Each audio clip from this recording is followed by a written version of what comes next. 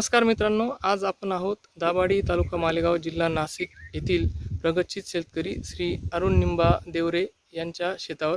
अरुण अण्णा हे जुने BSc agree आहेत. तसंच त्यांना शासनाचा कृषीभूषण पुरस्कार पण मिळालेला आहे. अण्णांकडे फळबागायती जास्त आहे. त्यांनी आपलं सूर्य टेक्नॉलॉजीचं सॉफ्ट इलेक्ट्रॉनिक वॉटर कंडिशनर बसवलं आहे. आपण अण्णांचे अनुभव त्या बाबतीत जाणून घेऊ. अण्णा नमस्कार. नमस्कार. हे वॉटर कंडिशनर आपण कधी बसवलं अण्णा? 3 महिन्यापूर्वी बसवलं. बरं. आता हे जे पाणी जातंय वॉटर कंडिशनरचं, हे तुमचं कुठल्या याला जातंय? हे आवळ्याला जात आहे. आवळ्याला जातंय का? हो. बरं. त्याच्यात आता हे कधी बसवलंय तुम्ही? 3 महिने झाले. 3 महिने झाले. फेब्रुवारीमध्ये बसवलं. फेब्रुवारीमध्ये बसवलं. बरं. तर तुम्हाला काही त्याच्यात फरक जाणवतोय कसं? आम्ही 3 महिन्यापूर्वी हे सॉफ्टचे वॉटर कंडिशनर बसवलं.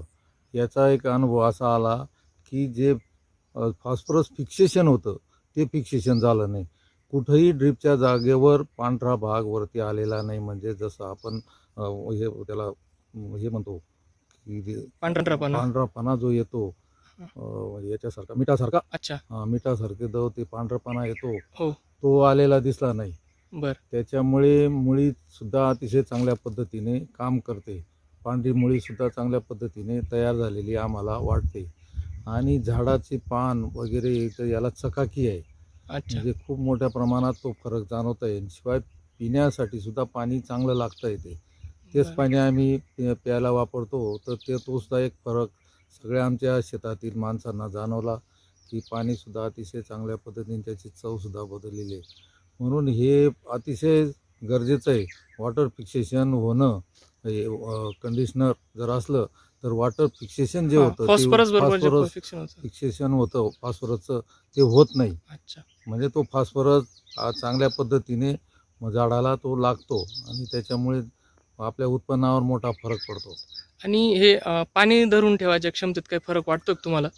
तो फरक वाटतो. म्हणजे पहिले आम्ही 1 दिवस आड पाणी द्यायचो किंवा जास्तीत जास्त 2 दिवस आड.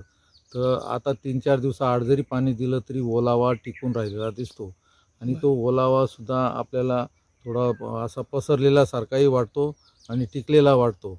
नाही तर कोरडा ताबडतोब म्हणजे ठिबकच्या जागेवर म्हणजे ड्रिपरच्या जागेवर लवकर कोरडं होऊन जायचं आणि आम्हाला 1-2 दिवस आड पाणी द्यावं लागायचं.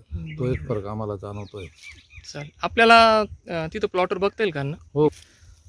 इथं आता ह्या ठिकाणी आम्ही ड्रिपचं पाणी दिलेलं आहे. अच्छा. तर इथं सुद्धा आपल्याला तेच पांढरेपणा आला पाहिजे तो आलेला नाही दिसत. म्हणजे पांढरे जे आपलं मिठासारखं जे असतं चव बाजूने क्षार गोळा होतात. ओके. ते क्षार नाही इथं दिसत. तेच आम्ही आमचा एक दुसरा डाळिंबाचा प्लॉट आहे. त्या प्लॉटमध्ये क्षार मोठ्या प्रमाणात वरती चव बाजूने ड्रिपच्या बाजूने गोळा झालेले दिसतात. आणि तिथं जे झाडावर जी चकाकी किंवा काय हे जे फॉस्फरस फिक्सेशनचा जो भाग आहे तो जो फिक्सेशन होतो तो तिथं म्हणजे जास्त झालेला दिसतो.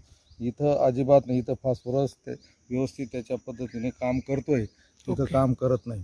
बरं. तो फरक आम्हाला जाणवला. आणि ह्या मशीनला काही मेंटेनन्स वगैरे तुम्हाला 3 महिन्यापासून काही नाही, काहीच मेंटेनन्स नाही. 0 मेंटेनन्स आहे त्याला. काही नाही. एकदा ते बसवलं की त्यानंतर ते काही पाहायचं नाही. आपण आपलं संशोधन करायचं. जिथं आपण ज्या प्लॉटला ठिबक चालवतो त्या प्लॉटचं संशोधन करतो आम्ही. जाता येता बघतो की त्याच्यामध्ये पाणीसुद्धा धरून ठेवण्याची जास्त क्षमता वाढलेली आहे आणि क्षार पण गोळा होत नाही. हा एक मोठा फरक जाणवला आहे आम्हाला. बरं. ठीक आहे. चालेल ना. ओके. थँक्यू.